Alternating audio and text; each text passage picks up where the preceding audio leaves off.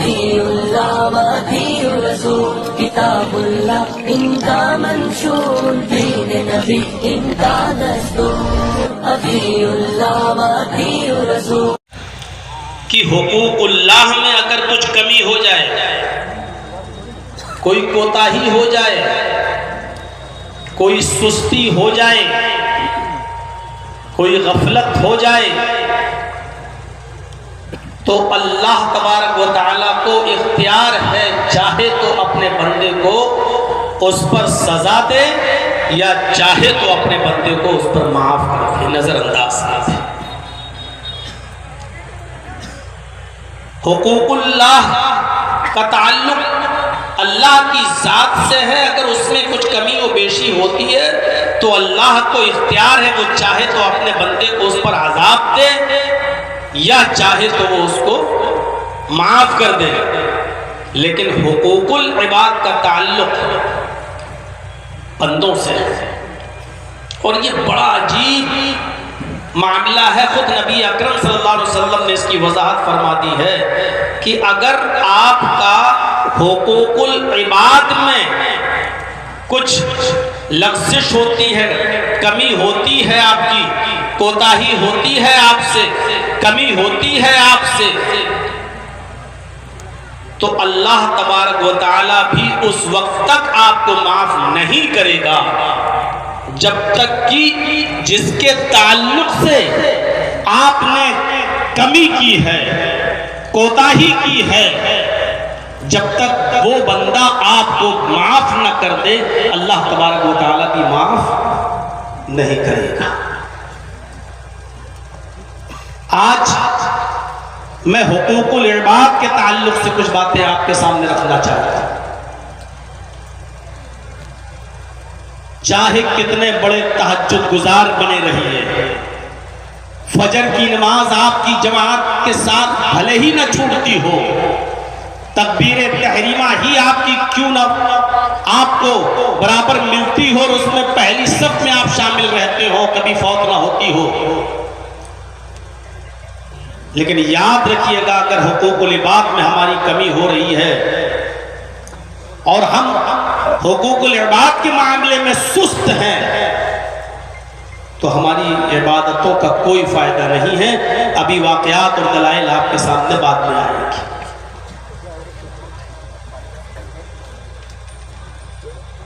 اس قرآن کی آیت کو پھر میں آپ کے سامنے رکھ رہا ہوں، اس کو سنیے اور اس کے ترجمے پر بھی غور کیجیے۔ وَاعْبُدُوا اللَّهَ وَلَا تُشْرِكُوا بِهِ شَيْئًا، اللہ کی عبادت کرو اور اس کے ساتھ کسی کو بھی ذرہ برابر شریک مت کرو۔ یہ ہو گیا حقوق اللہ۔ عبادت کا حق صرف اللہ کے لیے ہے، بندہ اللہ کے علاوہ کسی کی عبادت کر ہی نہیں سکتا، نہ اس کے لیے جائز ہے اور نہ ہی اس کے لیے اس بات کی اجازت ہے کہ وہ اللہ کے سامنے کسی غیر کے سامنے اپنا ماتھا ٹیکے اور کسی غیر سے فریاد کرے۔ ٹوٹل کلی جانی مالی ہر قسم کی جیسی بھی عبادت ہے وہ صرف اللہ تبارک و تعالیٰ کے لیے ہونی چاہیے۔ کلیئر کر دیا، وَاعْبُدُوا اللَّهَ، عبادت ہر حال میں اللہ ہی کی ہونی چاہیے، وَلَا تُشْرِكُوا بِهِ شَيْئًا، اور اس کے ساتھ کسی کو ذرہ برابر بھی شَيْئًا کچھ بھی شریک نہیں کرنا ہے۔ اس کے بعد آئیے وَبِالْوَالِدَيْنِ إِحْسَانًا، والدین کے ساتھ احسان کرو، حسن سلوک۔ یہاں اللہ تبارک و تعالیٰ نے یہ نہیں کہا کہ اپنے ماں باپ کو کھانا کھلاؤ، یہ نہیں کہا کہ اپنے ماں باپ کو پانی پلاؤ، کسی خاص ایک نیکی کا حکم نہیں دیا بلکہ لفظ احسان استعمال کیا ہے۔ وَبِالْوَالِدَيْنِ إِحْسَانًا، اپنے والدین کے ساتھ احسان کرو، اور احسان ہر نیکی کو شامل ہے۔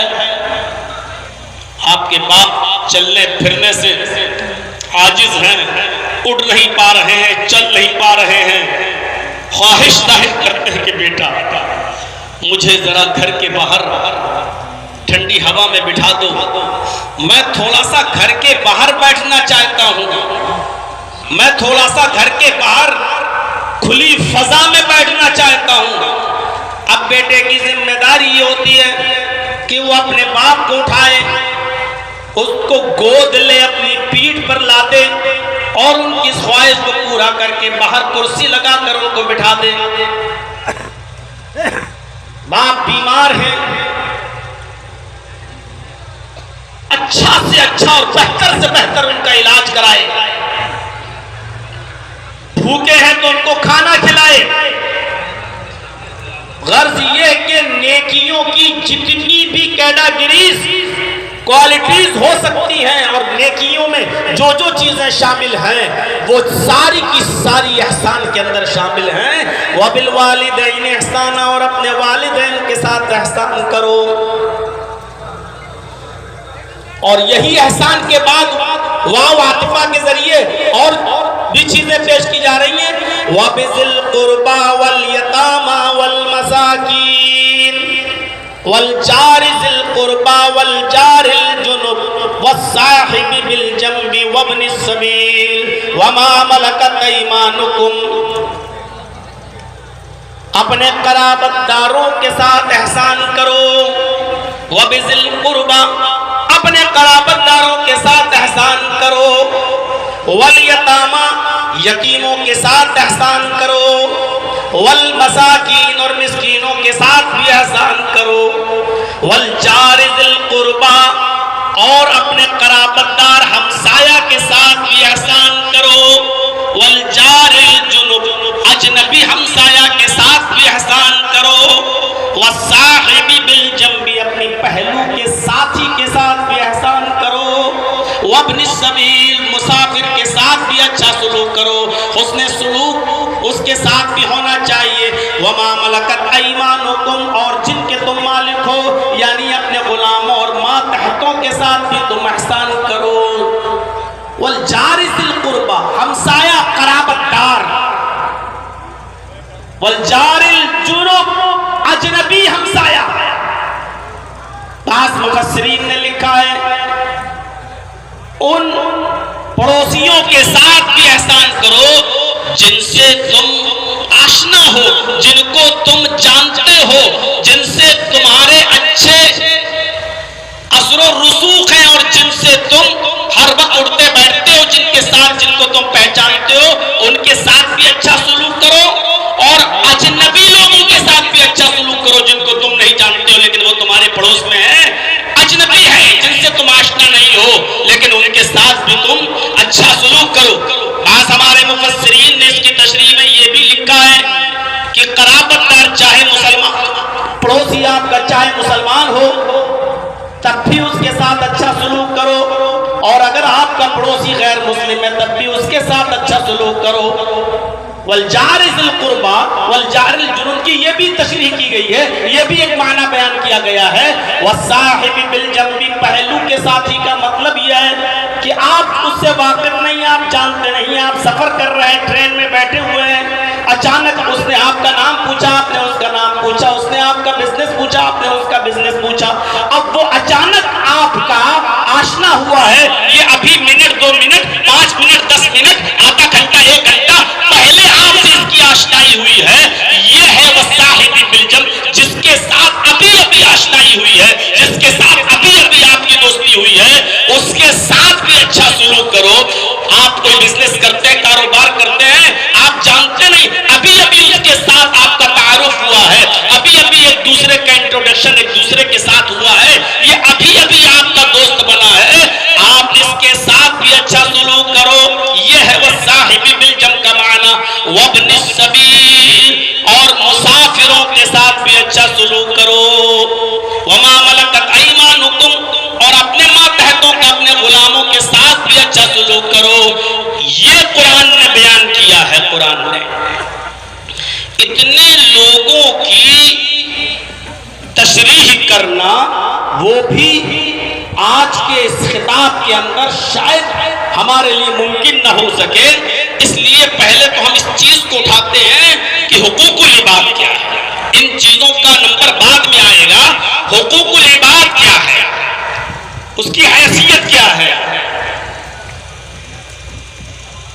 ایسے سمجھنے کی کوشش کریں کہ اللہ تبارک و تعالیٰ نے جب آدم علیہ السلام کے اندر روح ڈالی اور ان کو بہت سے نام سکھائے, ان کی عظمت اور ان کے مقام کو بلند رکھنے کے لیے اللہ تبارک و تعالیٰ نے فرشتوں کو حکم دیا سجدہ کرو اسجدوا لآدم, آئے فرشتوں تم آدم کو سجدہ کرو. قرآن کہتا ہے فسجدوا الا ابلیس ابا واستکبر وکان من الکافرین. سارے فرشتوں کو اللہ نے حکم دیا سجدہ کرو اور سب نے کر بھی لیا. فسجدوا, سب نے سجدہ کر لیا, الا ابلیس, سوائے ابلیس کے, اس نے سجدہ نہیں کیا. اور سجدہ کیوں نہیں کیا اس کی بھی وضاحت اللہ رب العالمین نے کر دی. انکار کیا, ابا منکر ہوا, نہیں کریں گے سجدہ. کیوں نہیں کیا؟ واستکبر, تکبر میں آ گیا, غرور آ گیا اس کے اندر. وکان من الکافرین, اور وہ کافروں میں سے ہو گیا. غرور کیا آ گیا؟ قرآن نے اس کی بھی وضاحت کی. اور غرور کیا تھا اس کے اندر؟ اے اللہ, میں آدم کو سجدہ کروں گا, میں ان کو جس کو تو نے مٹی سے پیدا کیا میں اس کے سامنے سجدہ کروں گا. خلقتنی من نار وخلقتہ من طین, اے اللہ تو نے مجھے آگ سے پیدا کیا, آگ سے, اور اس کو مٹی سے. تکبر دیکھیے یہی سے آیا. کیا کہا؟ تو نے مجھے مٹی آگ سے پیدا کیا اور آدم کو مٹی سے پیدا کیا. کیا آگ مٹی کو سجدہ کرے گی؟ کیا آگ مٹی کے سامنے جھکے گی؟ ابا, انکار کر دیا, نہیں کریں گے. واستکبر, یہی تکبر تھا اس کے اندر کہ آگ مٹی کے سامنے کیسے جھک سکتی ہے. وکان من الکافرین, اور وہ کافروں میں سے ہو گیا. میرے بھائیوں غور کرو, آدم علیہ السلام کو اللہ نے پیدا کیا, پھر روح ڈالی. روح ڈالنے کے بعد ان کو بہت سے نام سکھلائے. نام سکھلانے کے بعد ان کی عظمت کو برقرار رکھنے کے لیے فرشتوں سے کہا کہ تم آدم کو سجدہ کرو. یہ اللہ رب العالمین کا محدود حکم تھا اور محدود وقت کے لیے تھا. اس سے یہ دلیل نہیں نکالی جا سکتی ہے کہ دیکھو اللہ نے خود حکم دیا کہ آدم کو سجدہ کرو, لہذا اس سے یہ دلیل نکلتی ہے کہ بندوں کو بھی سجدہ کیا جا سکتا ہے. میرے بھائیوں, اللہ رب العالمین کا جو حکم جس وقت تھا اس وقت تمام فرشتوں کے لیے وہ چیز عبادت تھی اور اللہ کا حکم ماننا ضروری تھا. سب نے مانا بھی, لیکن ابلیس نے انکار کر دیا اور کہا کہ میں سجدہ نہیں کروں گا کیونکہ میں آگ سے پیدا ہوا ہوں اور آگ مٹی کے سامنے نہیں جھکے گی. اور وہ کافروں میں سے ہو گیا. اللہ رب العالمین نے بھی ابلیس کو راندہ درگاہ کر دیا اور نکال دیا. ایک بات یاد رکھیے گا, ابلیس نے صرف آدم کو سجدہ ہی تو نہیں کیا, بقیہ کس چیز کی کمی تھی؟ غور کریے گا, کیا وہ عبادت نہیں کرتا تھا؟ کیا وہ شرک کرتا تھا؟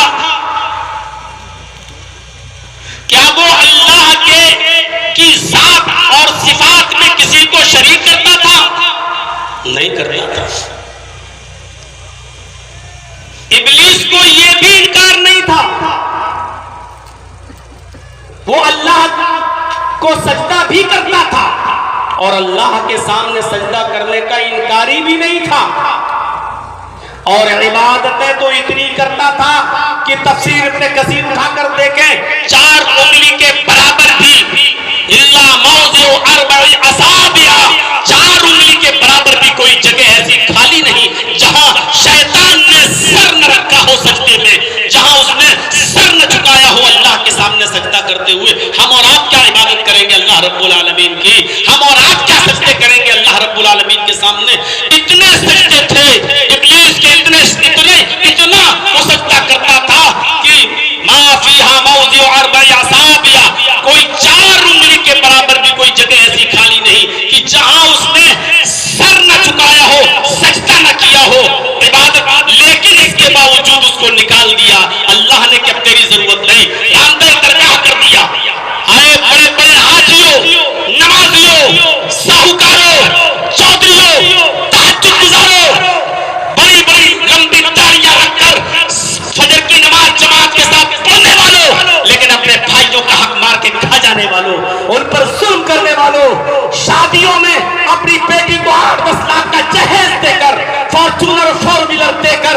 پوری وراثت سے اپنی بیٹی اور اپنی بہن کا حق مار کر کھا جانے والوں، غور کرو، عبادت میں شیطان بھی پیچھے نہیں تھا۔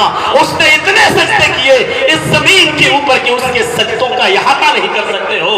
اس نے اللہ کے ساتھ کسی کو شریک نہیں کیا تھا، اس نے اللہ کی عبادت میں کوئی کمی نہیں رکھی تھی، اور وہ شیطان اللہ کے سامنے سجدہ کرنے کا انکاری بھی نہیں تھا، لیکن اس نے آدم کو سجدہ نہیں کیا، اللہ کا ایک حکم نہیں مانا، صرف ایک حکم اور نکال دیا گیا۔ یہاں تو زمین و جائیدادیں قبضہ کیے بیٹھے ہیں، سگا بھائی سگے بھائی کو کھایا جا رہا ہے، بھائی اپنی بہنوں کا حق مار کے کھائے جا رہے ہیں، باپ اپنی بیٹیوں کا حق مار کے کھایا جا رہا ہے۔ میرے بھائیوں، بہت سوچ سمجھ، میں نے پوچھا تھا فاروق عبداللہ صاحب سے کہ آپ کی کمیٹی کی طرف سے کوئی موضوع ہے مجھے، یا میں اپنی طرف سے رکھ لوں؟ میں نے کل یا پرسوں ہی پوچھا تھا تو شیخ نے کہا کہ نہیں، ہماری طرف سے تو کچھ نہیں، اصلاح معاشرے پہ رکھے تو بہتر ہوگا، ورنہ آپ جیسا بہتر سمجھیں۔ تو بہت سوچ سمجھ کر میں نے اس ٹاپک کو اٹھایا کہ آج اس چیز کی ضرورت ہے۔ آج حاجی یہ سمجھتا ہے کہ میں نے نماز پڑھ لی، ہو گئے بس پارسا، یہاں مرے ڈائریکٹ کرنے تو فردوس میں داخل۔ یہاں جو آدمی بیچارہ جس کی فجر کی نماز کبھی جماعت سے نہیں چھوٹتی، وہ سمجھتا ہے کہ ہم مرے اور سیدھے جنت کے اندر داخل ہو جائیں گے۔ ہم تو ماشاءاللہ تہجد گزار ہیں، ہم فجر کی نمازیں پڑھتے ہیں۔ میرے بھائیوں، شیطان نے 4 انگلی کے برابر بھی جگہ نہیں چھوڑی جہاں سجدہ نہ کیا ہو، لیکن اس کے باوجود اس نے راندے درگاہ ہو گیا۔ کیوں؟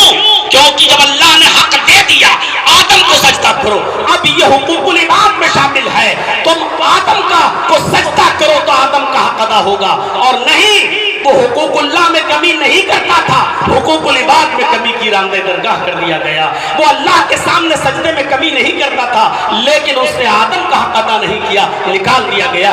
یہ ہے حقوق العباد۔ نماز پڑھنے والوں سوچو، بے نمازیوں سے تو آج ہمارا کوئی خطاب ہی نہیں ہے، ان سے تو ہمیں کوئی مطلب ہی نہیں ہے۔ یہاں تو ہم تہجد گزاروں کو مخاطب کر رہے ہیں، یہاں تو ہم ان نمازیوں اور فجر میں جماعت نماز پڑھنے والوں سے میں کہہ رہا ہوں، ذرا نماز پڑھنے جا رہے ہو، ذرا سوچو کہ ہم کسی کا حق تو نہیں مان رہے ہیں۔